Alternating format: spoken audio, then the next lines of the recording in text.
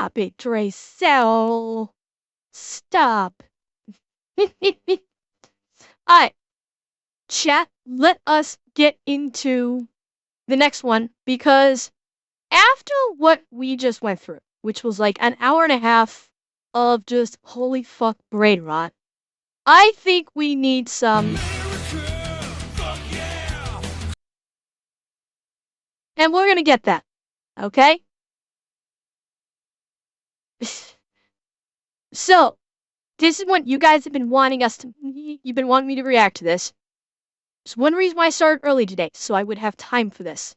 We are going to do Claire Chennault and the Flying Tigers. America's Guerrilla Air Force. Okay, go, bruh. So, yeah. This is, I know you guys have wanted me to look at this, and I want, it's a little bit longer than Nick's typical video. So, today is a good day for it, because I started early. So, I'm gonna, I have never heard of the slot, like, I kind of, like, vaguely know, I've heard of the Flying Tigers before in an extremely vague sense. I have no idea about this unit, so I'm interested. And Garrett, my Christmas was wonderful. Thank you. I got to spend time with family, and I got to spend time with all of you on stream afterwards, so my Christmas was wonderful. Thank you. Chat, let's do this. You know, most nations will create a guerrilla fighting force, but do you guys remember that time America made a guerrilla air force? No? Grab a seat. Okay, I'm Today sitting we're down. talking about Claire Chennault and the AVG, also known And Epic Gamer, thank you for the follow. as the American Volunteer Group, aka the Flying Tigers. Okay, now if you already follow me, or if this is the first time you've ever seen one of my videos, you are somebody that just clicked on a World War II flying. Cheer 100. I've heard of the Flying Tigers via the Microsoft game Starlancer, where your space fighter squadron gets renamed to that after a big mission success. I've never heard of that game, Leo. Interesting. Okay. And thank you, anonymous gifter. Or if this is the first time you've ever seen one of my videos, you are somebody that just clicked on a World War II Flying Tiger video and probably already know a ton about World War II to begin with, so I'm not going to waste your time rehashing the entire thing. Okay, so the super abbreviated version, in case you live under a rock or you clicked on this video on accident, prior to the attack on Pearl Harbor, by and large, America did not want to enter World War II. They saw it as a huge European conflict that we should have nothing to do with. Now, despite that, many people in the government and the military realized that this war was going to come whether we wanted it or not, so they began prepping the military, and in the meantime, they were doing everything they could to help out the Allied forces. Countries like Great Britain, the USSR, France, and in this case, China. China. The absolutely incredible story of the Flying Tigers is quite literally the time FDR, the longest sitting president... That was in reference to the fact that he sat 3 terms, not that he was always... You know what? We're just going to move on.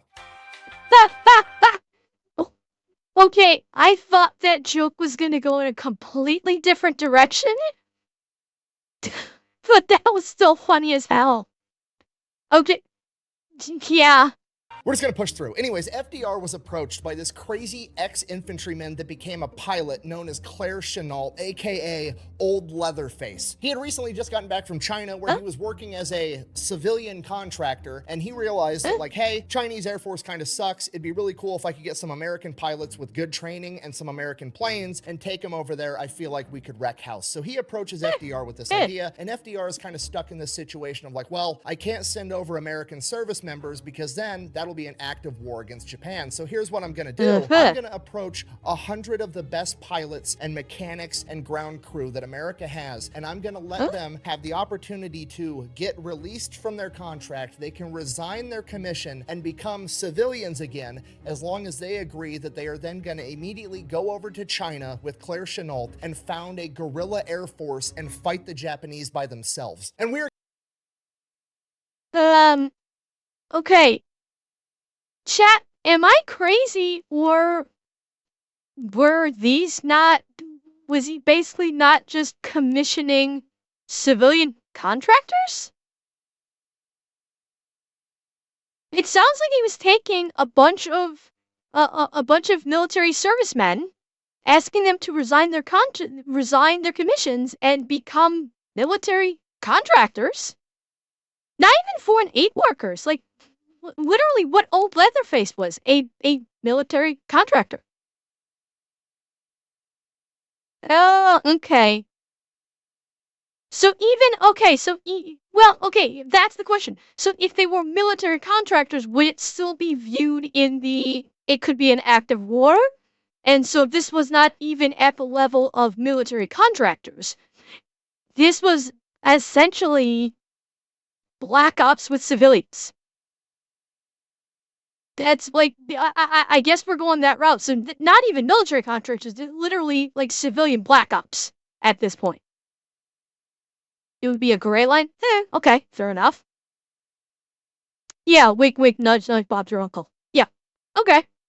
We're going to get to all of that right after a word from our sponsor. This video is brought to you by World of Warships. Yeah, this is actually all I had to hold up to the camera. It's technically a warship. It's part of the USS Texas, which you can actually play in World of Warships. And not only that, you can have me as the captain. Yeah, they put me inside of the game. Action stations! General quarters. If you don't know, World of Warships is a free game on PC, PlayStation, and Xbox where you get to command some of the greatest naval vessels of all time, like the USS Texas, the USS Iowa, or the USS Enterprise. Or if you're into losing, you can be some of the world's biggest coral reefs, like the Yamato or the Bismarck. Seriously though, go check it out. I'm gonna have it linked down below, and when you use the code Andrea, you're automatically gonna unlock me and Demo Matt, as well as a Tier 4 battleship and a bunch of in-game money and 14 days of free premium play. So yeah, let me know how bad me and Matt are at voice acting in the comments down below. Let's get back to the video. Here we go. Our story begins on September 6th, 1893, when a sweet little baby Leatherface, Claire Chennault, was born. He grew up the son of a cotton farmer and pretty much crushing poverty his entire life. While he was in high school, he ended up seeing an acrobatic air show at the Louisiana State Fair. You gotta remember, this is the early 1900s. Planes are brand new. He'd never even seen a plane before, let alone seen a plane doing acrobatic stunts. And it left such an impression on him that it became his new life goal to become a pilot. Because of this, after graduating high school, he immediately enrolls in college and signs up for the ROTC program at Louisiana State, attempting to become an officer so that he could become a pilot in the United States Army Air Corps. Now you have to realize, not only is this pre-World War II, this is pre-World War I. The United States is not a military superpower yet. The military at this point in time is much smaller, and the officer corps is not something that you just go in there because you want to serve your country. The officer corps is something that you get into because you come from a wealthy, aristocratic family, and one day you want to be a politician or you want to be a career man that's going to make general. Basically, you have to be from the right family and have the... And this kind of, like, how many of you guys have heard about basically, have heard the expression buying your commission? I'm pretty sure this is what Nick is referencing here, where he's talking about where that, back during this point in history, officers literally bought their commission. That's how most people, got in as officers, is they actually literally purchased their commission as an officer, and that's how they got in. So the right connections, and as a poor farmer's son, he absolutely did not. He was essentially bullied out of the ROTC program his first year there. He would end up finishing his degree at Louisiana State and going on to become a gym teacher. He absolutely hated it, ends up quitting his teaching job, goes and works at a Goodyear tire plant, finds a wife, starts having kids, starts up his family. Shortly after that, World War I breaks out, at which point he's thinking like, okay, the demand for military personnel just went through the roof. Maybe this is my opportunity to finally get a chance to become a pilot. So he goes, he signs up for the Army. He's eligible to go into the officer training program because he does have a college degree, and he specifically requests to become a pilot. Now, he does get accepted to be an officer. He goes through the training program, becomes a 90-day wonder where he gets all of his officer training in 90 days. However, in regards to him being a pilot, the letter he received said, and I quote, "Applicant does not possess the necessary qualifications for a successful aviator." So while he was able to... No! Like, okay, I'm genuinely curious, like, what qualifications did they say he didn't have? Because so far, Nick has not said anything like there's an issue with eyesight or there's an issue with physicality. I kind of genuinely want to know if, well, Hypo, here's the thing. he's already an officer. Now, if, like, you had to... okay, Bigglesworth let him cook, he'll say? Okay, that's what I was kind of curious. If I need to let him cook, and he will explain to my dumb ass, okay, I will let him explain. To change his stars a little bit and break into that officer class as a son of a poor farmer, becoming a pilot would prove to be another level of difficulty. You see, the idea at the time was that if you wanted to be a military pilot, you had to be the best of the best, and apparently in their eyes, the best of the best meant that you basically had to go to an Ivy League college and be an athlete. So, like, you know, if you weren't competitively rowing a canoe at Yale, you obviously couldn't be good at flying an airplane. I truly, for the life of me, will never be able to understand the logic that goes into this line of thinking. Like, hey, we're gonna put you in a potentially life or death situation. Who would you rather have by your side? Somebody that was born with a silver spoon in Thank you, Galrion. their mouth that competitively weaved baskets at Harvard, or some fucking farm kid that grew up in soul-crushing poverty? Because unless we're having an Easter egg hunt, I'm going with the farm kid 100% of the time. Okay, so not necessarily wealth. Well, tertiarily speaking, it was wealth, because he would have needed to have been wealthy to be in the Ivy League college. So, you know, it kind of sort of had to do with wealth. Okay. And, yeah, wealth, prestige, having that, you know, that specific... Yeah, they do seem to be a bit loud. Let me see if I can drop them down a little bit. It's that... It's that stupid-ass mentality, which, honestly, that kind of mentality is still around today. If you were to take, unfortunately, if you were to take two people that have the same degree, both applying for the same job, one of them is a degree from just a no-name state school, and one of them is from an Ivy League degree. Which one do you think is going to get hired? The one with the Ivy League diploma is going to get hired. Which sucks, considering everything I've been hearing, the Ivy League schools are just basically not teaching fuck all. Okay, well, Atanashi, I was leaving that out entirely. You got the same exact gender and ethnicity. One has a base state school diploma of the degree necessary, and the other one has an Ivy League diploma of the degree necessary. They're going to take the Ivy League because there is still this erroneous thought that an Ivy League school, for some reason, teaches better than a normal state school. Leaving out the fact that college as an institution is absolute dog shit right now anyway. Well, Seb, okay, that's a whole different thing. Yeah, there's still this erroneous perception that Ivy League schools produce that are college graduates, which is patently false. And in fact, Ivy League schools, you're getting a lot of Nepo babies going to Ivy League. And so they're relying upon their family wealth to carry them the entire fucking time anyway. Whereas people coming from simple state schools actually have to work their asses off. So as a normal, rational thinking person, I don't actually, if I was in a position to be hiring someone, I wouldn't want to know where they got the diploma from. If I'm gonna be, and yes, I'm getting way the fuck off topic here, I realize this. If I am in a position of hiring someone, and I do require a degree in a given thing, if I was going to choose my hiring practice, I'd say, okay, have people submit their applications. Do not tell me where you received your degree from. I don't want to fucking know where you received your degree from. And then, in addition to the degree, tell me about your previous job history, tell me your accomplishments, etc., etc. Do not mention the school you attended. Guaranteed, 9 times out of 10, the more qualified applicant will not have attended that Ivy League school. Betcha. Because Ivy League schools do not mean fuck all anymore. Now, maybe back in the day, Maybe back in the day, they did. You know, maybe once upon a time, Harvard, Yale, Brown, all of those produced better quality college graduates. But this was like 70, 80 years ago. It hasn't been that way for quite some time at this point, I would say.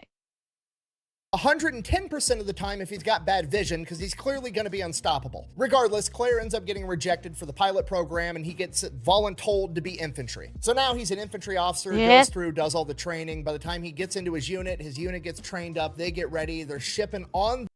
Zeb, better funded doesn't mean smarter students. You can have all the funding in the world for your school. If you're taking in dumbasses that are just nepo babies living life off of their mommies and daddies in trust funds, the school itself being better funded means precisely fuck all. Their way to World War I, World War I ends. So great.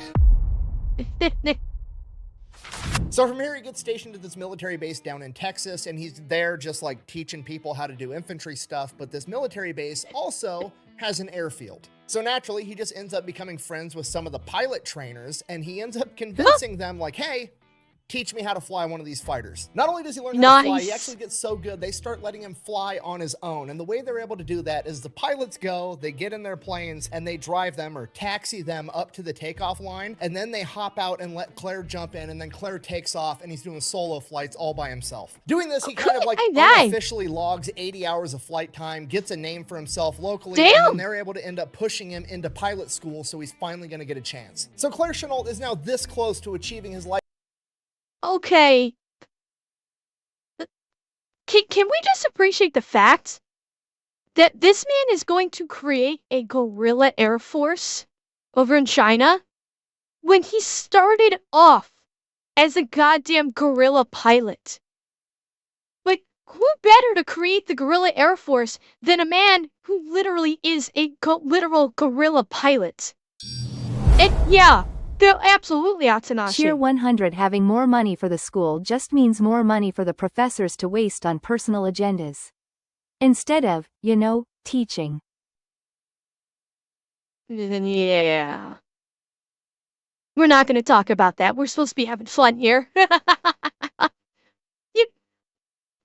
Atanashi, well, like, yeah, they were legitimate bros, but again, we are again seeing an example. This is like a staple of Nick's videos, Nick's historical videos. If you let the troops, if you let the soldiers, if you let the airmen, if you let the sailors, if you let the Marines do what they fucking do best and stop fucking interfering from a political or even an upper echelon ranking level, you let these guys do what they do best, they kick ass. The biggest fallacy in the military is the upper ranks completely underestimating the lower ranks. Lifelong dream of becoming a pilot. He just has to pass pilot school, which should be easy because he already has the hours to do so. He just has to go prove the skills that he already has. The problem is he gets there and he's no longer surrounded with all of his pilot buddies. There's nobody there to vouch for him. There's nobody there that likes him, and he is once again the poor farmer's son. And to make things worse, he's the poor farmer's son that's managing to make all the Ivy League new recruits look like absolute dog shit, and he is bullied and treated very badly throughout pilot school pretty much the entire time. And it gets to the point that he's about to flunk out of the entire course because all of his instructors keep failing him. Then, on what is to be his last flight ever, he gets one more chance to prove that he's a good enough pilot, and his coaching pilot, or cadre pilot, is a guy by the name of Ernest Allison. And they go up in the air, and he proceeds to, you know, do his thing. He's a little bit more reckless. He feels more comfortable in the airplane. He's doing stunts that maybe he shouldn't be doing. He's trying to show off to this Ernest Allison guy. They come back on the ground, they land, and everybody's like, well, is this guy going to pass and become a pilot or not? What are we going to do? And Ernest Allison is like, it's not that he's a bad pilot. He's just fucking crazy and does a bunch of shit that pushes the airplane to its limits. We're going to pass him, and then we're going to send him to the Army Air Corps acrobatics team. So now, not only is Claire Chennault a pilot, but he's a stunt pilot that's going to tour around the United States showing off how good the Army AVG I'm not sure how I feel about this. Whether I'm guessing Nick might cook on this one, but okay, chat. I'll pose the question to you. Do you think this would be considered a positive or a negative? Because yes, he's a pilot, but he's a stunt pilot. He's not a combat pilot. True, Leo. Excellent point. Excellent point. He first got interested by watching very stunt pilots. Okay. Well, yes, better than getting shot down, but it's more of a question of, is it what he wants? Is it what he wanted? Yeah, Seb, exactly. And I don't know if that was ever really made clear that he wanted to fly in combat. I'm not entirely sure if Nick ever made that clear. So, yeah, I mean, if he just wants to get in the air and fly, this is fucking fantastic. If he just wants to be in the air flying, he struck gold.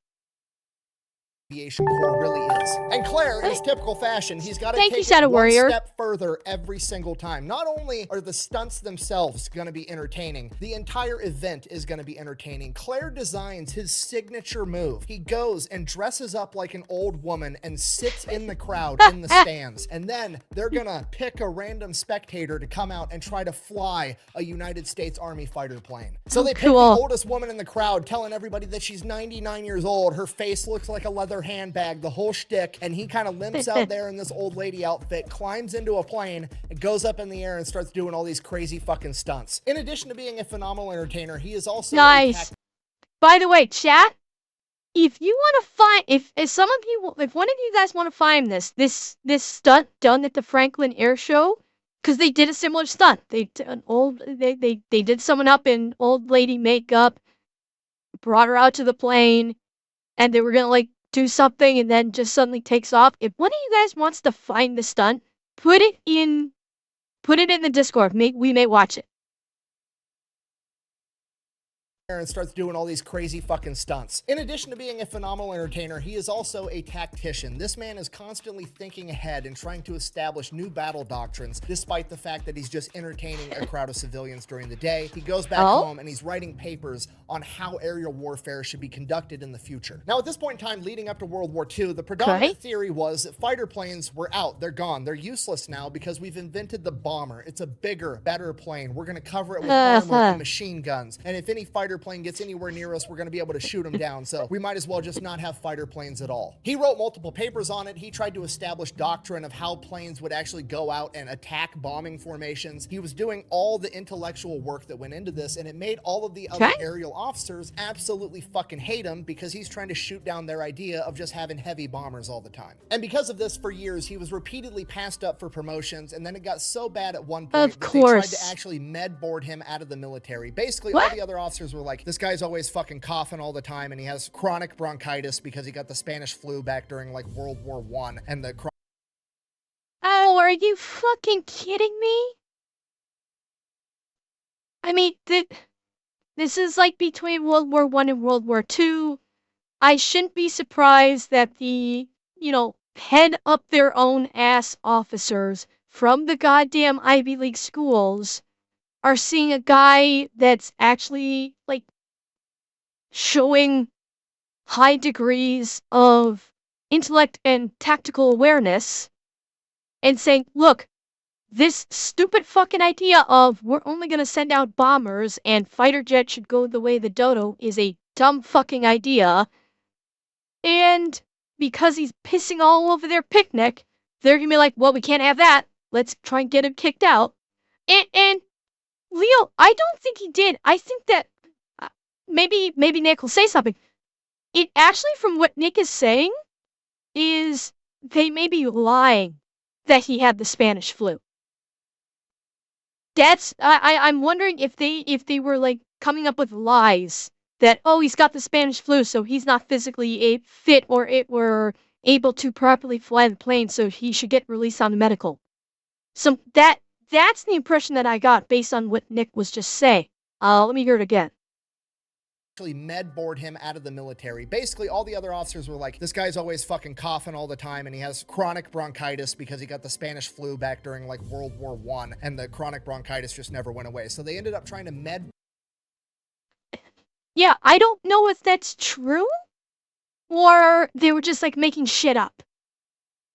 Because it sounds like possibly they could have just been making shit up as like an excuse. Like maybe he did have it, maybe, he did have a cough, and they were just saying, oh, yeah, he has chronic bronchitis because he coughed the Spanish flu. And like they're literally just making this shit up as an to try and get him kicked out, and they're using cough sort of as like that red herring to expound upon or something, maybe. Board him out of the military, at which point he's like, you know what, fuck it, I'm just gonna resign and get out. So he's done, he gets out, he separates from the US military, at which point he is almost immediately hit up by the Chinese government of like, hey, you're an aerial acrobat, you're like one of the top dudes in the United States Army Air Corps. What if, hear me out, we pay you to be an advisor and come out and teach all of our guys in the Air Force how to fly a plane? Claire says no, he's not really interested, he's got kids at home, he doesn't want to go all the way over to China, he'd rather stay somewhere inside of the United States, at which point the Chinese government guy is like, hear me out, I'll give you like $1,000 a month, which is like $25,000 a month by today's standards, which he's like, I mean, I don't want to be rude. So Claire makes his way over to China. He gets there in like either April or May of 1937, and things are way worse than he ever could have imagined. The entire Chinese Air Force only has about 90 functioning airplanes, and they are way outdated. And if that wasn't bad enough, the pilots on average are just they're not very good. So he immediately gets to work. He starts advising the Chinese government on like, hey, here's the planes and the equipment that we need to start procuring. He's trying to train. Wow, am I crazy? Or is he pretty the Chinese government on like, hey, here's. Because this is him, right? This is supposed to be him? Yes, Shadow Wolf, it is about flying tigers. How old is he by the time he's teaching these guys? Like, I guess so. Yeah, born in 1890. So how old would he be? See, World War I ended. Was it? When did World War I end? 1924? Am I remembering that correctly? Ended in 1924? 1918. Okay. 1918. So by that point, you would have been about 30.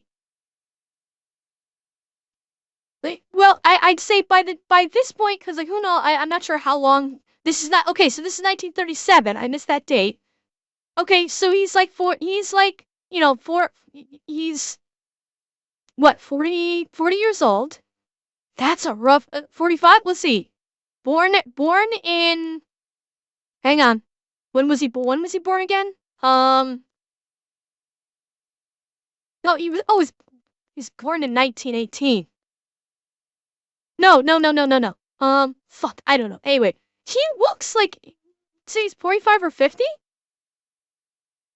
50 seems about right. This does look like, it's a rough looking 50. But that,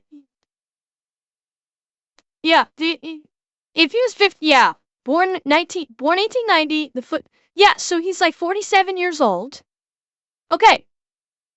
That's a rough looking 47. That's a rough looking late 40s. He looks like he should be if this is him, he looks like he's 60. Yeah, I mean, you aged fast back in the early 1900s. It was a hard life. We didn't have all of the luxuries of the modern age, so when you turn 50 or 60, you look like you're in your 40s. Here's the planes and the equipment that we need to start procuring. He's trying to train the officers on all the different things they need to do. And he's also trying to train the pilots on how to become better pilots. This goes on for a little while, and honestly, things are going kind of great. The Chinese pilots are very receptive to everything he has to teach them. The Chinese government's very receptive and Seb, actually, yeah, I think I can agree with that. I have seen plenty of people that when I find out they're Gen Z, I think they look 10 years older than their actual age. Yeah, you're right. trying to get him all the equipment that he needs, he's finally getting the respect that he deserves and wished his own government had treated him with all along. But then, after being there for about 2 months, in July of 1937, the Japanese attacked China and began the Second Sino-Japanese War. And just so we're on the same page, when I say they started the war, I don't mean they like sent a letter declaring war like, hey, we're fighting now, or they attacked the military installation. No, they just started sending bombers into Chinese cities and started carpet bombing civilians. And at this point, the entire Chinese military, including Chiang Kai-shek himself, literally the leader of China, looks to Claire Chennault like, what are we gonna do? And while Claire's been making some big improvements to the Chinese Air Force, they're absolutely nowhere near ready to go toe-to-toe with the Japanese, so he has to come up with some kind of plan to slow them down. So on one hand, this is absolutely a horrible situation to be put into, but on the other hand, this is Claire's chance to prove that all of the intellectual work that he'd done over the course of the last decade, all of his battle plans, all of the doctrine that he developed, this was his chance to prove that it could work and that fighter planes deserve their slot on the battlefield. Best way to go about that is to start off with the one strategy that we know for sure works: dive bombing a naval vessel. In August of 1937, under the command of Claire Chennault, the Chinese Air Force successfully dive bombed the Japanese ship, the Ismo. It is the first successful naval dive bomb in world history. This sent a pretty powerful message to the Japanese, like, China's not just gonna lay down and take it. Wait. So Claire Chennault orchestrated the first successful dive bomb attack in history. And think about how many other videos that we've watched about military history with Nick, where the dive bomb was like the one of the most frequently used tactics used by pilots to take out the ships. This was the first successful time. Nick sure loves his main characters, doesn't he? In world history. This sent a pretty powerful message to the Japanese, like, China's not just gonna lay down and take it, we're gonna fight back. And the Chinese government was so happy with the leadership that they were getting under Claire Chennault that they actually ended up buying him a $50,000 Curtiss Warhawk plane so that he could observe the battle and conduct reconnaissance. Definitely not go up on missions and rack up 30 fucking kills because he was a civilian contractor at the time. Oh shit. Allegedly. He's absolutely right. Now, to be perfectly clear and intellectually honest, I'm not saying that he did rack up 30 aerial kills. I'm not saying that I can prove that. Not saying anyone ever has. I'm just saying a lot of people seem to think that he did, and he would never really admit one way or the other. But what we do know for sure is that after the successful dive bombing on the Ismo, Claire was like, you know, if it works on boats, I bet it'll work on planes too. And that became the strategy. We're going to dive on the bombers and shoot them down as we fly past them. Now, the problem was that the Chinese planes weren't fast enough to be able to scramble, get up in the air, get at a higher altitude than the bombers to be able to sneak up on them in time. So Claire had to come up with another way of knowing when the Japanese were coming. So he had to have the Chinese go and set up observation posts all over China where these popular Japanese bombing routes were. And they were going to radio back and be like, hey, the planes are coming, here's the route they're taking, at which point he would be able to scramble the Chinese Air Force, get them up in the air and at a higher altitude than the bombers so they could sneak up and dive and shoot them as they flew past. Claire referred to this as the bamboo radar, and it worked pretty decently well. It would work a lot better if he had better planes and better pilots, but he's doing the best he can with what he has. And he can. Interestingly enough, chat, what kind of alert system does this sound like to you? Does it sound familiar to anybody? He's kind of using an ancient tactic. He's using an ancient technique in the right country for this kind of early warning system. No, not air traffic control. No, not bird watching. The Chinese did the same thing on the Great Wall with the Mongols. Think about it. This was the same technique used on the Great Wall of China. That when the enemy was seen, they would light their fires. And if you want to go into a fantasy element either, they did it in I think they did in Lord of the Rings too, didn't they? Yeah. He basically took an ancient technique and kind of modified it for their modern time. Without even, he probably wasn't even thinking along those lines either. He was just thinking tactically, but he basically borrowed from an ancient military signaling technique. Pretty cool. Continues to do that for the next 2 years, 1937, 1938, 1939. Claire is there helping the Chinese Air Force fight the Japanese. But eventually Wow, hang on. Was this real footage? Claire is there. Do we think this is real footage? Because he looks a lot younger in this picture, in this video footage, than the other video that we saw. He looks a lot younger. Like, he actually looks his legitimate age in this image, in this video here. I wonder if that other video was taken later in life. No, it's not makeup, Wolfie. Helping the Chinese Air Force fight the Japanese. But eventually the Japanese are just too much and they completely overrun the capability of the Chinese Air Force. All the planes have been shot down, all the best pilots have been killed, and at this point there's nothing left that Claire can do, at least by himself. Now at this point Claire could absolutely cut and run. He's been making $1,000 a month for the past couple of years. He could go back home and live happily ever after, but that's not what he wants. He actually wants to help the innocent people in China that are getting slaughtered by the Japanese military. He knows that he can win this fight. He just needs better pilots with better planes. So with the help of the Chinese government, he goes back to America, goes to Washington, D.C., and begins lobbying the United States government to send over the American Air Force to help out. And you gotta remember, this is January 1941. This is pre the attack on Pearl Harbor, okay? Not going to war sentiment is at a peak in America. So any request for military involvement from him or the Chinese government is shot down immediately, at which point he pivots and he's like, fuck it, what if I just get a bunch of volunteers like me and I get them over there, we'll figure out how to get planes. So that's what he does. He comes up with the concept for the AVG, the American Volunteer Group. He's gonna get a bunch of American volunteers and they are gonna go over there and they're gonna fight the Japanese. And as I'm sure you can imagine, going into military bases and essentially reverse recruiting people out of the military to go fight in a war across the ocean didn't go over that great with many officials in their chain of command. It caused such a stir, in fact, that FDR heard about it, and when he heard about it, he loved the idea because he actually wanted to be involved in World War II. It's his constituents that didn't, so he decided he was going to help Claire out. He basically greenlit. And again, we get into the dichotomy of, do you do what the people want versus doing what you know is right?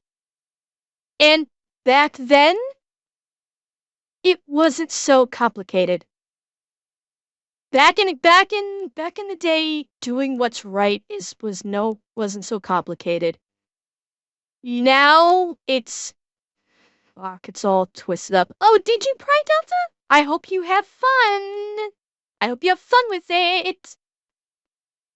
Him to have 100 of the best pilots in the United States Army Air Corps released from their contract. They were going to be allowed to resign their commission and go over to China with him. In addition to the 100 pilots, he was also going to get 200 of the best ground crew available. Yeah, and Revan, yeah, that's the key thing there. Doing what's right back in the day. Oh, thank you, Galrion. Yeah, Revan, you did hit the nail on the head right there. Is back during this time period, doing what's right, yeah, people might yell at you. Thank you again, Galrion. Would get you a chewing out. But you get a chewing out. That's no big deal. In the end, though, people recognized, okay, yeah, you did what was right. Excuse me. You did what was right. You got your chewing out. You're a hero now. Today, doing what's right will basically fucking ruin you. That's a huge difference between back then and today. Today, doing what's right is viewed as wrong. Another reason why maybe it's not so bad of an idea to start bringing back some of the mindset of the earlier times in history. Not all of it. Not all of it. I'm not blanket statementing that at all. So before, I know you guys in chat won't, but before YouTube starts adding the fuck out of me saying, oh, the the early 1900s or mid 1900s were full of misogyny and sexism and homophobia, blah blah blah. I'm not talking about that. Shut up, Zeb. That's exactly what I'm saying. I'm not talking about all of it. I'm talking about basically bringing back integrity and morality to society. Bringing that back. Okay? Basic morals, basic principles, honor, yes, annex. Amber, Gregory, Pappy, Boyington was a flying tiger. Pappy formed the Black Sheep Squadron. Oh. Real? I bet he's gonna talk about him in this. I'll bet he's gonna talk about him in this too. Yeah, and that's it exactly, DJ. It's like, bring back the strong moral character that society had back during this time. Again, not everything. There are certain things that we have moved past that it's good that we did, but we've lost that strong moral center that they had back then. We need that back. We get that back and we can actually start getting shit done again. In addition to the 100 pilots, he was also going to get 200 of the best ground crew available. And they're going to get 100 P-40 Warhawks to go with them. Alright, good. So now Claire and his army of 300 civilians all go. They get passports saying that they are missionaries and teachers and farmers, and that they're going over to China to provide aid and relief for some bullshit. They basically smuggle themselves across the ocean, and they set up their first headquarters in Burma. Now they go to Burma first because it's technically part of the British Empire, so they're going to be relatively safe, and Claire is going to use this time to be able to train all of his men in all of his new battle tactics and teach them everything he's learned after conducting war against the Japanese for the past several years. And for the pilots, it is a learning experience to say the least, because Claire's battle tactics and doctrine are completely different than anything they've ever been taught. In addition to that, there's a pretty big amount of disbelief when they're told that the Japanese Air Force is actually super legit and should be taken very, very seriously. Because up until this point, all these young American pilots have ever been told was what propaganda was telling them. China was some backwood island.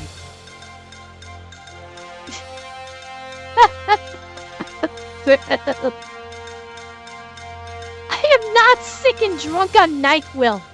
I am not sick and drunk now.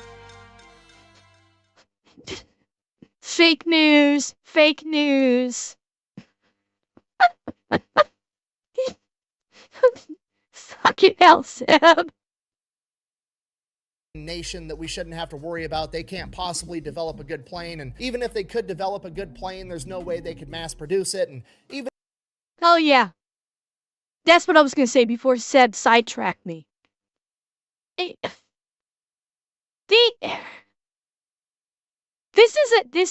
is another thing we're constantly hearing about that's basically fucking over the military guys on the ground, like the frontline people.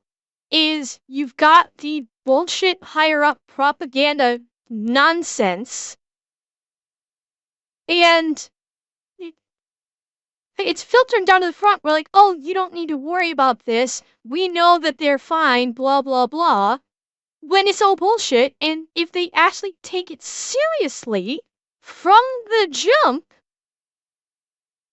then things would not go sideways like they've done in the past. It's, if they'd taken it seriously, that... Cheer 100 out of all of that. It was the NyQuil that was addressed. Very telling sarcastically. Shut up, Gore. Wait, think about it. With Pearl Harbor, nobody thought the Japanese would ever even think about trying to do an attack the way it did. And because of that hubris, what happened? Probably one of the biggest enemies of the United States military is their own internal propaganda. If the higher-ups embraced more of the, okay, we have to assume this can happen and be prepared for it, you wouldn't get your ass handed. The U.S. military might not have gotten its ass handed to them like it's done in the past. go with the worst possible outcome and prepare for the worst possible outcome, you're gonna be in better shape. Even if they could mass produce it, We interrupt our program to bring you this important Wait. even develop a good plane, and And Cream the Phone, thank you for the follow. even if they could develop a good plane, there's no way they could mass produce it, and even if they could mass produce it, We interrupt our program to bring you this important message. and just to reiterate, before I say this, I'm not saying this, I'm regurgitating the historical, information and propaganda at the time, but that information and propaganda that was being put out basically said even if the Japanese did have good planes, it wouldn't be an issue because Japanese people were flying them, and if they flew towards the sun, they'd have to squint, and when they squint, their eyes would be shut, and then they'd just crash the plane.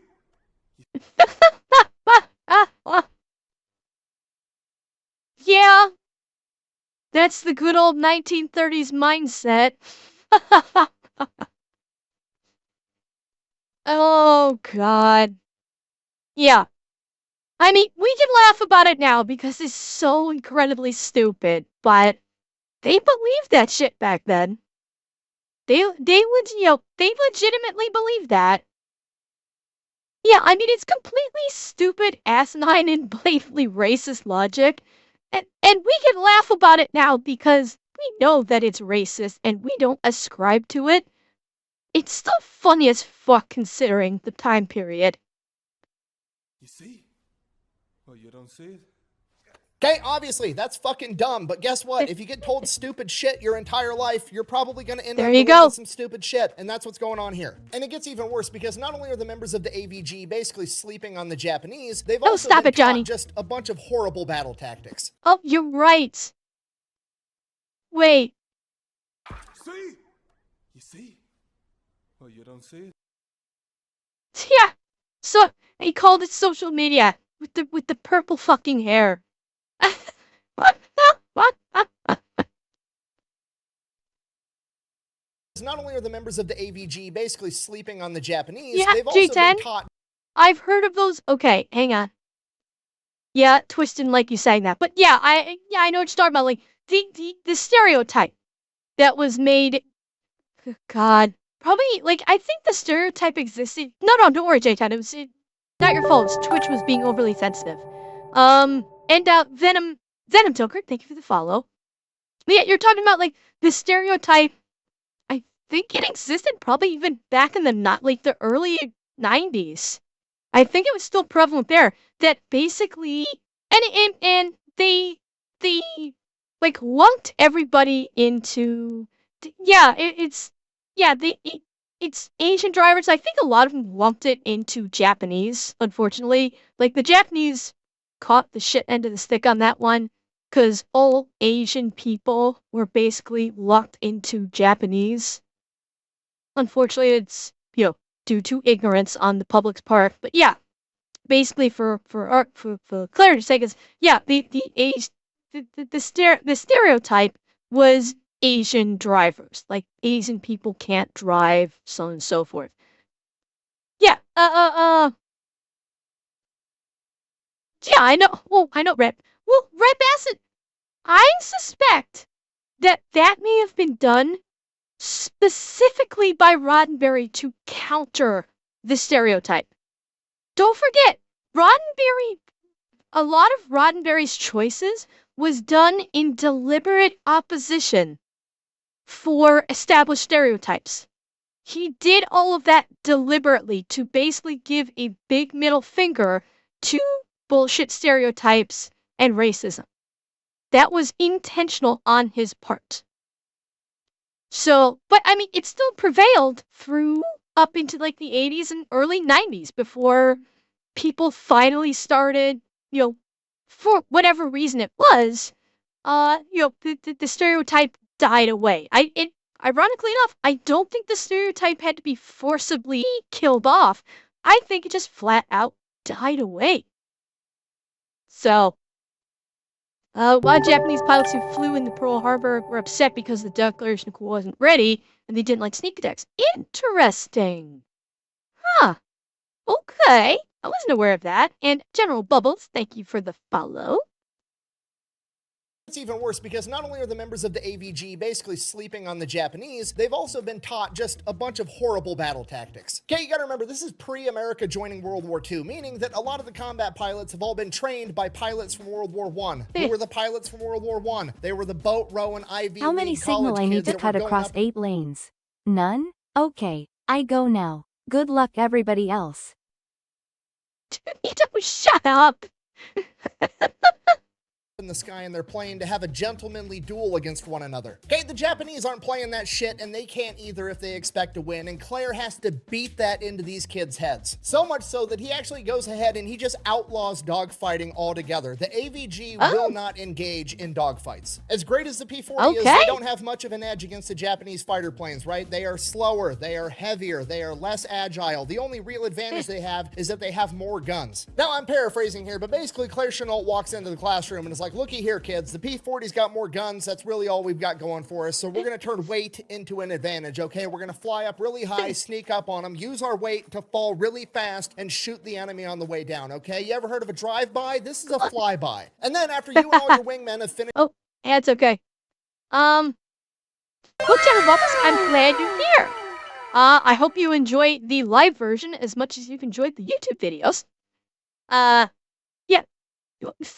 Jade's been shut. Like, okay, Jade, you had this coming. You had that coming. After all the pain, after some of this shit you've been saying, you deserve the bonk. Okay? But yeah, we'll hold and wait for the ads. And speaking of, if you just got a gifted sub, number 1, make sure you say thank you. Number 2, make sure you refresh the stream. Eki? Everything. I did, you missed everything. I did like a bikini strip show live on stream. You missed it. I'm sorry. Yeah, and it's not going on YouTube. You'll never see it again. Sorry. That's what you get for not showing up.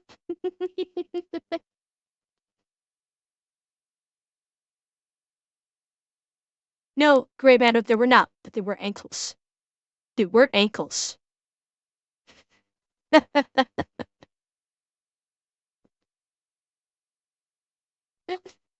Well, ironically enough, Eki, we're talking about the America's guerrilla Air Force in World War II fighting out of China, so... Thank you, Galleron. Okay, somebody tell everybody in chat that just got a gifted to refresh, because they might be still in the middle of ads.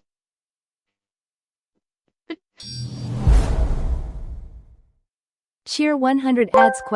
Never in this place. So Gotta they're not gonna use pop that the partner latch and plus let the door advantage slide here. on the Imperial Japanese Air Force? Tanito, I'm not sure I'm familiar with that expression. But, okay. Never this place gotta use... Alright. I think we should all be back. Oh, it's slang for do drive-by. Oh. Okay. Tanito, I don't know much about drive-by slang, so hence why I had no fucking clue about it. So that would explain my ignorance. Finished your dive, you're gonna pull up and use that momentum to get really high again, and if there's still Japanese planes in the air, you're gonna circle back around and dive on them again. We're gonna call it the zoom and recover strategy. We are literally going to shoot them out of the sky utilizing brute force and ignorance on repeat until there's no... Chat. He's literally telling this group of unofficial military contractors to get the zoomies. He's literally teaching them how to do the zoomies.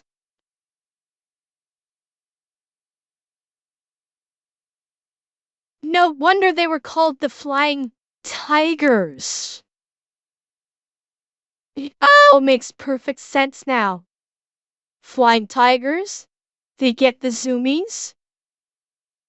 Brain blast.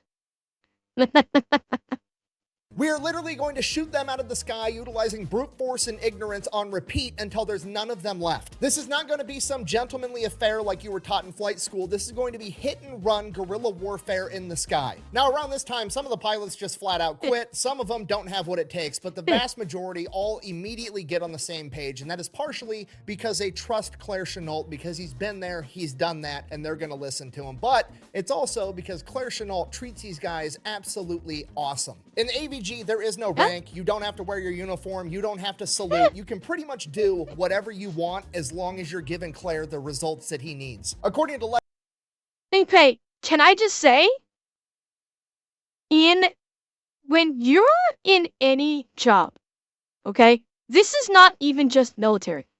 If you are in any job where you normally have to wear a uniform, and you are basically told, fuck the uniform, fuck the ranking system, we're going casual as long as you get me my results, that is probably one of the big, like in the interim anyway, that is a big morale boost. Because let me tell you something. We're little bit off tracker, but thank you, Nitro Dog, for the follow. My previous job, let me tell you something. I was actually a hell of a lot more effective in my job if I happened to show up at the business on my day off because I needed to get something, and this business actually sold it, and of course I got a discount. If I would show up at this business, not in uniform and anything, go in and I'm shopping around for what I need, and one of my coworkers that is working at the time says, "Hey, I got this problem," I was actually like more inclined to go into the back room with them, look at the problem, sort the problem out, get it fixed, and then go on about with my day than I was if I was stuck there wearing the uniform, because the uniform felt so artificial. I felt like more relaxed and thus more capable, honestly, of doing my job when I didn't have this uniform that I had to wear, and I didn't feel so, like all eyeballs are on me because I'm wearing this uniform. You don't feel the pressure as much doing the job without a particular uniform. And while I fully appreciate this is an incredibly gross oversimplification, especially given that we're talking about combat and military tacticians and strategists and everything, the very basic core psychological effect is still the same. They're going to feel more relaxed, more chill, which will help them do their jobs better. It's the same concept. Legend, one of the more well-known AVG pilots, Tex, actually enjoyed going up in the sky in nothing but his cowboy boots and underwear, and Claire didn't give a shit one way or the other because the man got results. It's also around this point in time that they all decided to get a custom paint job of the shark tooth design on all of the P-40s so that they were matching. Now, to be fair, did they come up with that design? No, they stole it from some Australian unit, but they're about to become the most famous and the most well-known for having it, okay? America does it better. I'm sorry, I can't help it. Also, I'm not actually sorry. So the AVG is about to finish all their training, and they are about to start conducting combat operations. And then on December 7th, 1941, the Japanese attack Pearl Harbor. The AVG finds out. Claire Chennault tells his men, "You're no longer just fighting for China, now you're fighting for America." And December 8th, the entire AVG moves into Kunming, China. While flying in, one of the pilots has a malfunction with his P-40, ends up crash landing. He gets captured by the Chinese locals, and they almost kill him because up until this point, any crash landing plane was a Japanese person that was attacking them. He is damn near killed, but luckily they were able to recover him in time, and from that point on, it became standard practice for every member of the AVG to have a big piece of parchment stitched on the back of their flight jacket known as a blood chit, and in Chinese, it read, "This foreigner has come to China to help in the war effort. Soldiers and civilians, one and all, should rescue and protect him." Once they arrive in Quinn... That's awesome. Okay, that is fucking awesome. Yeah. Okay, yeah, that, like... Nice. I can't say anything more beyond that this is awesome that this was done. Seems a firefighter PT about half Revan. Yeah.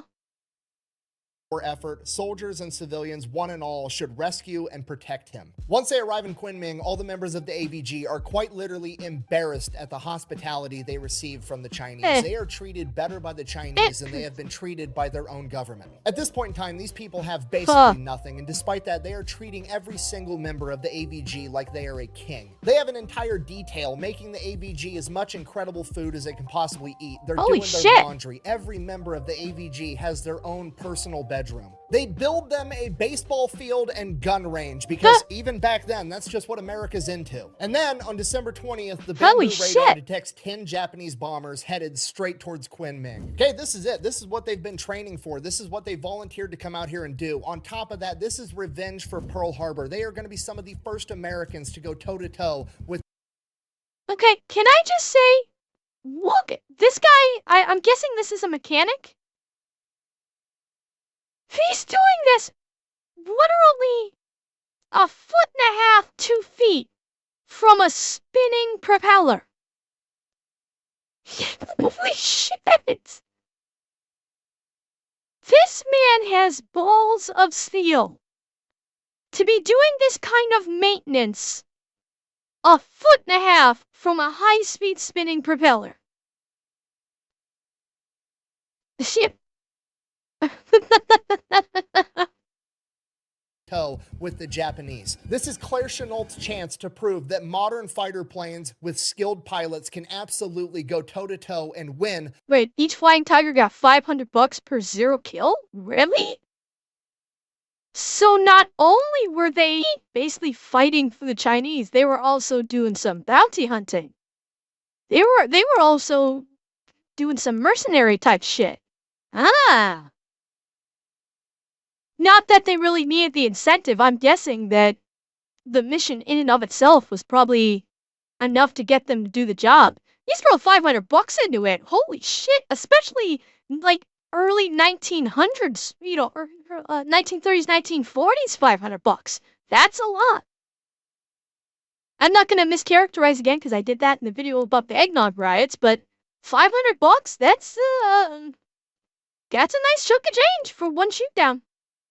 That modern fighter planes with skilled pilots can absolutely go toe-to-toe and win against modern bombers. He sends up 24 P-40s to intercept the Japanese bombers, and everything goes absolutely textbook perfect. They ambush them from above, shooting down 6 bombers immediately, heavily damaging 3 more, and only allowing 1 to escape. And only 1 American P-40 was slightly damaged in return. This is an enormous victory, and the first victory that the people of China have seen in a very long time. By the time the AVG members land, they are already national heroes. The Japanese, however, are absolutely pissed. They sent in 10 bombers with no fighter escort because they didn't think the Chinese had any capability of defending themselves. The AVG is showing up and interrupting them slaughtering innocent civilians, and they're not going to stand for it. And where do we tornado? $11,000 in today's money. Holy fuck! Okay, the monetary incentive just kind of went up several notches in my head. Yeah. So wait, hang on. Wait, you said it was if they shot down a 0, not a bomber. 9,000. Okay, even $9,000 is still holy fuck kind of money. But you said that was for shooting down a 0. That was per 0 kill. The bombers are not zeros, so they wouldn't have earned that money from the bombers. With no fighter escort because they didn't think the Chinese had any capability of defending themselves. The AVG is showing up and interrupting them slaughtering innocent civilians, and they're not going to stand for it. They are immediately going to hit back twice as hard, and this time they're going to come ready. 3 days later, on December 23rd, 1941, the Japanese send 40 bombers and 20 fighter escorts to attack. The AVG goes up, shoots down 12 of them, and loses 2 in return. Infuriated and embarrassed again, the Japanese attack 2 days later on Christmas with over 100 Japanese planes. Well, So much for a Christmas stand down or truce, huh? Once again, I suspect we are about to get yet another example of how America has no chill on Christmas. I know the Christmas truce with World War I, Leo. I'm just kind of like generalizing. I was just generalizing. That's all. I know it was World War I. But again, this is gonna be another example of America's got no chill on Christmas. The AVG was only able to scramble 12 planes in time. Despite that, they managed to shoot down 25 enemy aircraft. Unfortunately, 2 American... Wait, 25 out of how many? How many did they roll? ...return. Infuriated and embarrassed again, the Japanese attacked 2 days later on Christmas with over 100 Japanese planes. 100. The AVG was only able to scramble 12 planes in time. Despite that, they managed to shoot down 25 enemy aircraft. They took down... Excuse me.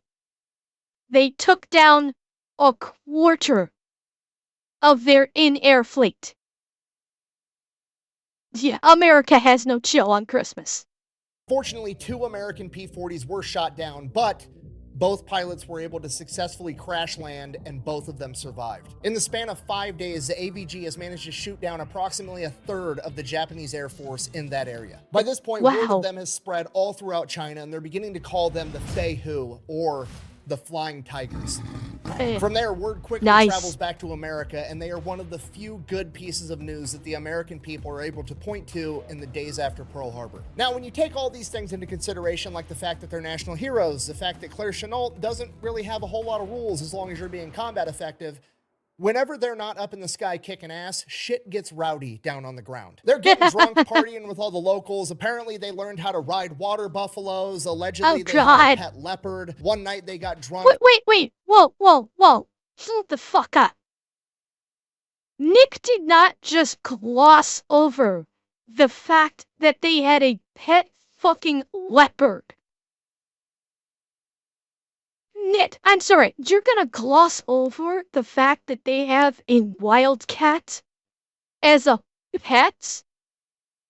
Yeah, allegedly. Fucking hell! I'm sorry, like, all credit to Sergeant Siwa. I will take a Captain Murder Mittens over a Sergeant Siwa any day of the week. Sorry. But yeah. So it's... Thank you, Galran. What? Well, no, Reckless is in a whole different league of her own. They learned how to ride water buffaloes. Allegedly, they had a pet leopard. One night, they got drunk and shot all the chandeliers out of their favorite bar. Just complete chaos. But hey, they're getting results. Claire Chennault doesn't care, and the people of China absolutely fucking love these guys. Now, because every time Japan sends over a bunch of planes, the Flying Tigers go up and shoot down a shit. Cheer 100. It's all alleged. Nothing can be confirmed nor denied. Leo, is that real or is that Photoshopped? It looks kind of Photoshopped. It does look kind of Photoshopped, I'm gonna say. Ton of them. They kind of slow down the whole bombing innocent. Flying Tigers go up and shoot down a shit ton of them. They kind of slow down the whole bombing innocent civilians for fun thing. Apparently, it's not fun to bully people when you get bullied back. Who'd have thunk? Now, despite the fact that the Flying Tigers are outrageously successful and they lose very few planes and very few men in proportion, when you only have 100 planes and 100 men to begin with, it starts to add up pretty quick. By February of 1942, the Flying Tigers only have about 30 operational planes altogether. Some planes were lost completely, some planes were partially damaged and they can't get parts to repair them, as well as just general overall flight use and not being able to maintain them properly. And by this point, Japan has captured every Chinese port, and the only way to get supply... Starting with the point of fact, I don't think that the rooster Siwa killed at Normandy was a pet. I think it was just a rogue rooster that just happened upon by. I don't believe it. I don't believe it ever actually belonged to anybody. It just happened to be there, and Siwa just fucked it up.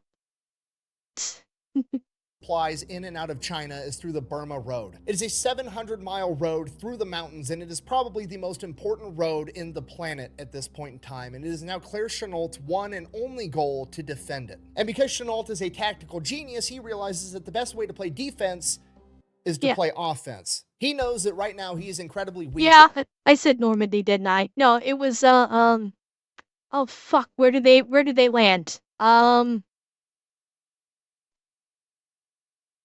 Shit! Tarwa. Yeah, Tarwa. Thank you. The beach landing name escaped me. Yeah, Tarwa.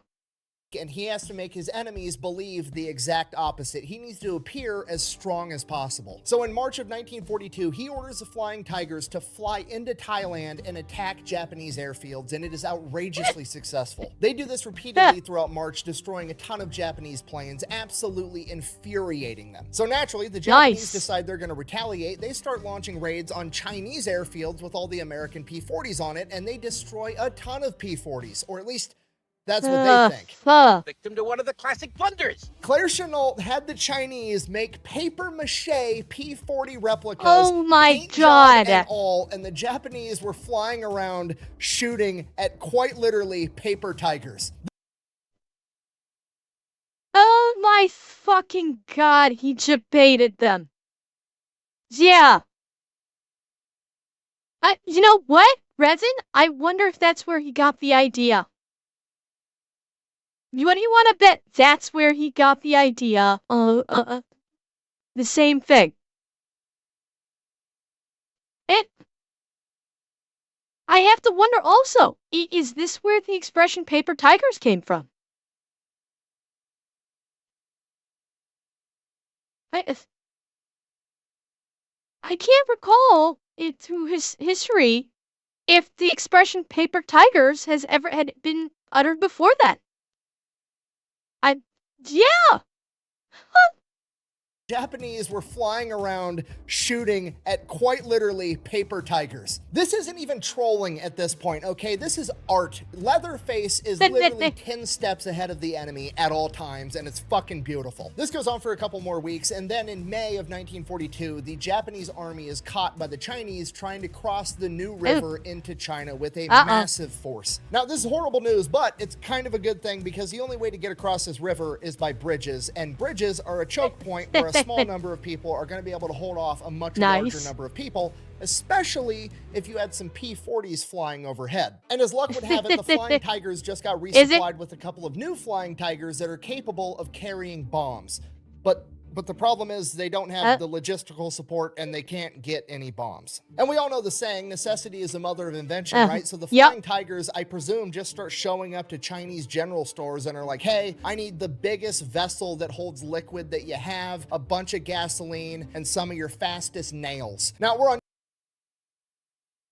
motherfucker gonna be making some goddamn napalm. I think. Or he's just doing like, you know, garage level grape shot. Oh, this is gonna get disgusting pretty fast, isn't it? On YouTube and not Pepperbox, I have to be very careful of what I say. I can't just come out and say they were making. But you're catching my drift. They got Wait. Disposable tactical combat equipment. Fair enough. But you're catching my drift. They got creative and manufactured their own equipment. You said bomb. What's wrong with saying bomb? You didn't say bomb. Bomb, bomb, bomb. Bomb, bomb, bomb, bomb. Bomb, bomb, bomb, bomb, bomb, bomb, bomb. You gonna arrest me? So that alone is absolutely terrifying. But you know what's even scarier is Claire Chennault, the tactical genius, is the one running the show here. And you know what's more effective than just bombing the enemy? If you flew over the river, past the enemy that's pinned up against the river, and just bombed all the supplies trying to get to him. So now the entire Japanese army is just stuck up against this river with no supplies for like a month. The Flying Tigers is it Grey Matter? Okay. halt the Japanese army. Literally hundreds of thousands of men just fucking stuck there and starving. Dude, what do I do? Help! We'll be stuck here forever. Now, by this point, like mid-1942, the American military is really starting to get into gear, and they're actually starting to get forces out into this area, and a lot of the high-ranking military officials do. Okay, if I was Leatherface at this point and the military was just starting to get going, I could just see Leatherface being like John McClane going, "Welcome to the party, pal." It's like the military is Reg and Leatherface is McClane up in the window that just like has been taking out bad guys left and right. And Gelrun, thank you.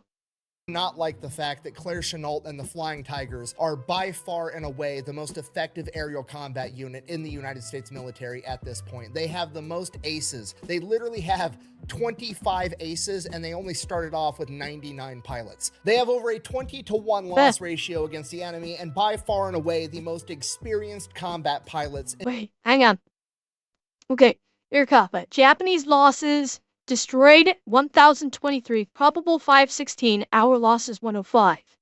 Other Japanese plane losses to ground fire, destroyed on ground. Total Japanese casualties: Japanese shipping losses of 100 or more, destroyed 317, probable 103, damaged 206, totaling more than 1 million tons.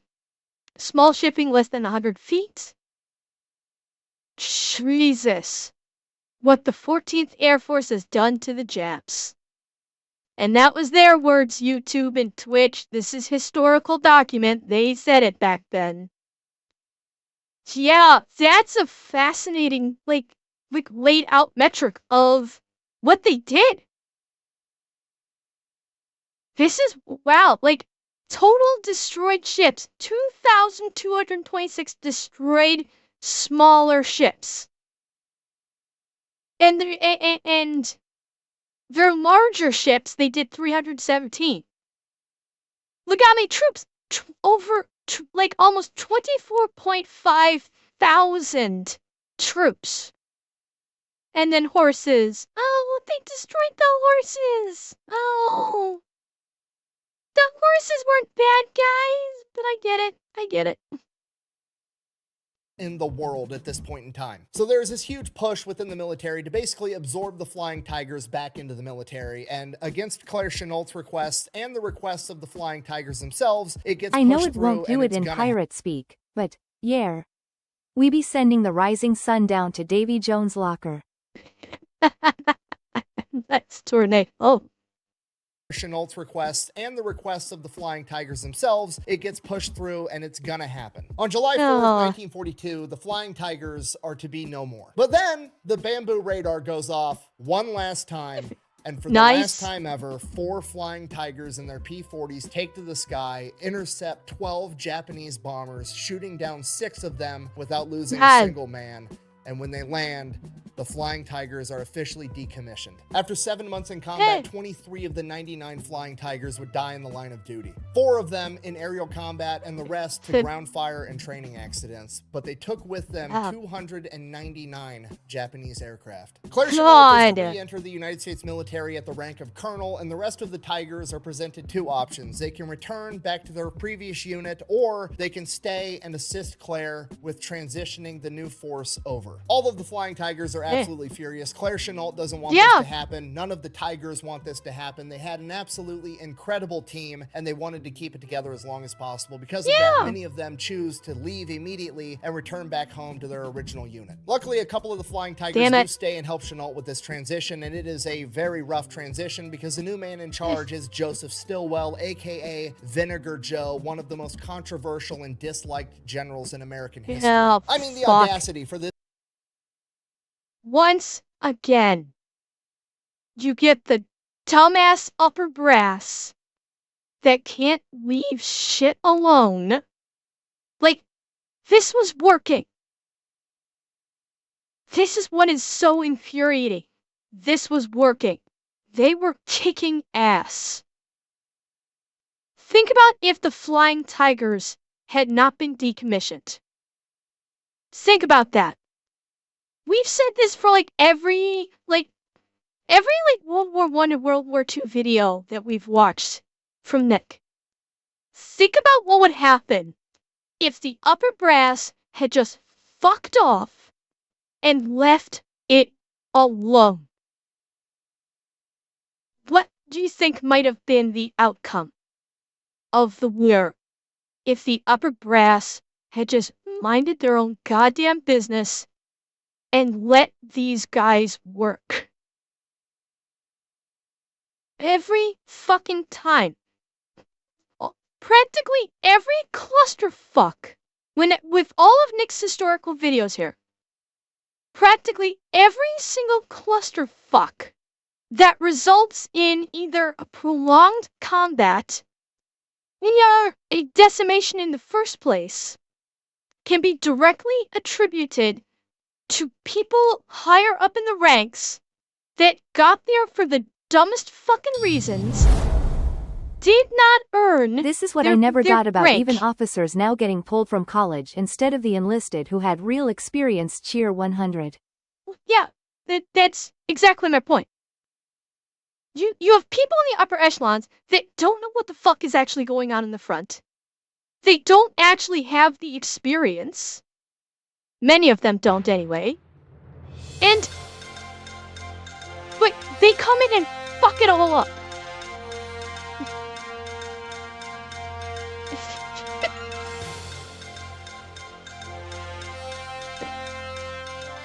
It's like, thank you, Galron.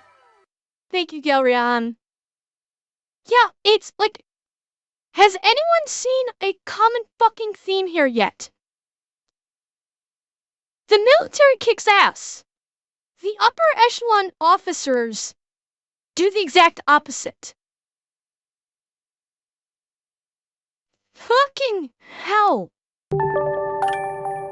And, QT Lord Keeper, thank you for the follow. And Cheer 100 remind me to recommend Extra Histories series on Admiral Yi of Korea. It's perhaps the quintessential story of a competent man being screwed over by higher-ups who don't know what they're doing in regards to military affairs. Okay, someone remind Leo. Oh. Okay, and by the way, someone tell White Fox to refresh. If they haven't already. Someone tell White Fox has got like 8 ads. Just tell him to refresh. I want to sit on 8 ads the whole time when they've got a sub now. Yeah, it's like 8 fucking ads. I'm not making all that much from these goddamn ads. Twitch is like throwing a fuck ton of ads at me right now. Why? Why do you want me to bonk Wolfie? What did Wolfie say? What did Wolfie say that's bonk worthy? Seriously. Oh. The anaconda joke? Well, he didn't say he was going to use a sidewinder, so I will allow. There was no mention of the sidewinder. Alright, let's continue. We're almost done. We're like 2 minutes away here. This dude to show up in theater and just be like, wow, you've accomplished all of this with only 300 men. You know what I should do? Think that you did everything wrong and not take your fucking advice, which is pretty much exactly what happens. So Joe Stillwell and Claire Chennault basically fucking hate each other the entire time. Despite that, Claire Chennault ends up getting promoted to the rank of general, and he is put in charge of the 14th Air Force, and he remains in China until the Japanese surrender and World War II comes to a close. From there, he goes back home, he retires. Well, you know what? You know what? Stillwell may have fucked him over, but you know what? He got the fucking rank he deserved and got promoted to general. And, like, this is a general that people... This is the kind of general that frontline troops will follow into hell with a smile on their face and eager to do the job. When you put someone that's put in work and gains rank because they did work. They earned it through actual blood and sweat. Those are the officers that people will follow beyond the gates of hell, right up into Satan's face, look him right in the eye and go, come get some, motherfucker. That's the kind of officer you want. Cheer 100. This is why we have sergeant majors. They train butterbars, also known as green lieutenants, that just finish officers training. The main thing they teach them is how not to die or get their company killed. Those that did not listen to Sergeant Major did not last long. Yeah, Mel. Like, when it comes to the officers, honestly, my personal opinion, when it comes to military officers, no person should be able to enter the military as an officer. My opinion is every single officer needs to begin life in the military as enlisted. Do the work, prove that they have the leadership qualities to be an officer, then go to officer school and earn your bars or your clusters or your stars. No officer should ever come into the military as officer. None. It should not be done.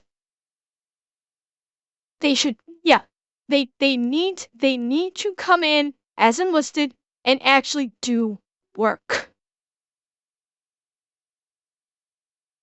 Promoted to the rank of general, and he is put in charge of the 14th Air Force, and he remains in China until the Japanese surrender and World War II comes to a close. From there, he goes back home, he retires, he advocates in DC very heavily that the American government should support the current Chinese government because he absolutely hates communists, which, I'm gonna be honest with you, just when I thought I couldn't have a bigger man crush on a guy, he goes and pulls that card, but here we are. And at this point, to pretty much nobody's surprise, it falls on... Well, okay, Wolfie, I'm not talking about, like, okay, the fighter pilots are a completely different story. Because, yes, USMC, you need to be a fighter pilot, a fighter pilot. Navy, to be a fighter pilot, you have to be an officer. Completely different breed. I'm talking about, like, legit commanding officers in primarily the Army.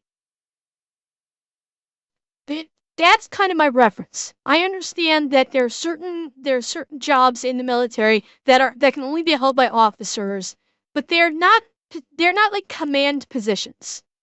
They are, like I said, pilots.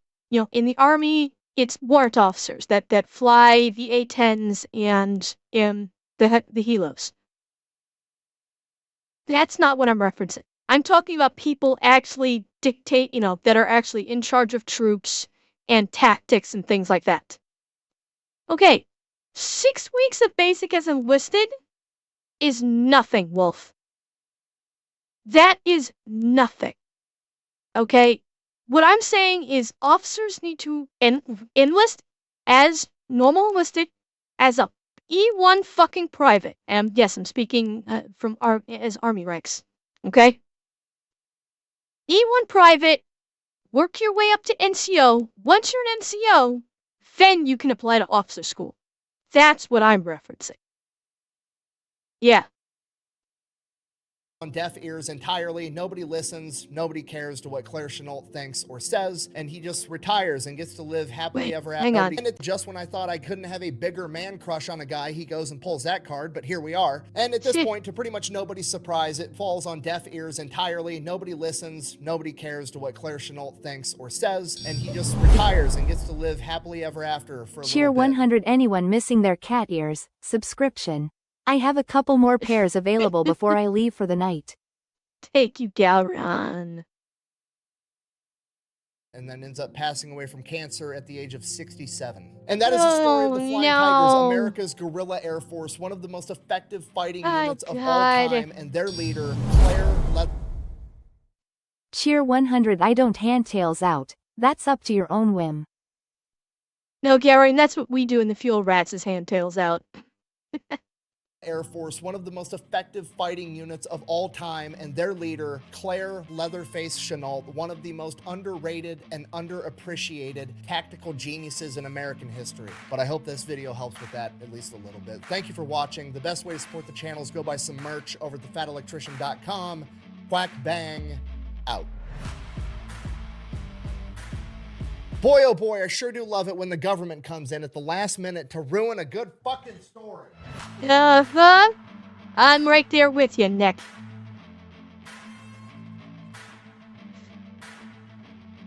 Oh my god.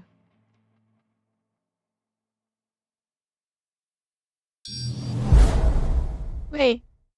Cheer You know, 100. most The nation- Army doesn't have A-10s, but there are commissioned officers that fly the helicopters that we do have, not just warrants. Okay, fair point. Fair point. Hang on, there was a message there at the end. Hang on, I want to see that. Fuck. Oh, these are in the way. Shit, I can't read that. Oh, Nick, all this stuff is in the way. Damn. Oh well. No, it's a quote from the Japanese chief of staff. Talking about how the flying tigers. What? Yeah, I mean, feel free. His tags are in the way, unfortunately. Full screen, it doesn't do anything. It's all this shit is in the way. You know, I judge the operations of the 14th Air Force to have something between 60 and 75%. I can't read any of it. Cheer 100. Good night all. Work brought my equipment finally. Amber, where is the desk receipt? No desk receipt. I told you I'm looking at doing it after the new year. And, Russo MC, thank you for the follow. Atanashi, shut up!